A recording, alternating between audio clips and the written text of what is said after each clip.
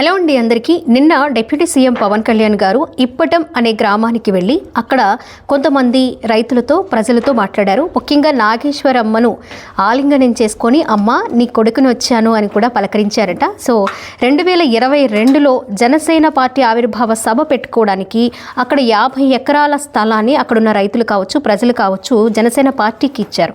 అప్పుడున్న YCP party వాళ్ళందరి ఇళ్లను కూల్చివేసే ప్రయత్నం చేసింది, కొత్త ఇబ్బందులకు గురి చేసింది. అప్పుడు జనసేనాని పవన్ కళ్యాణ్ గారు కొన్ని హామీలు అయితే భరోసా అయితే ఇచ్చారు.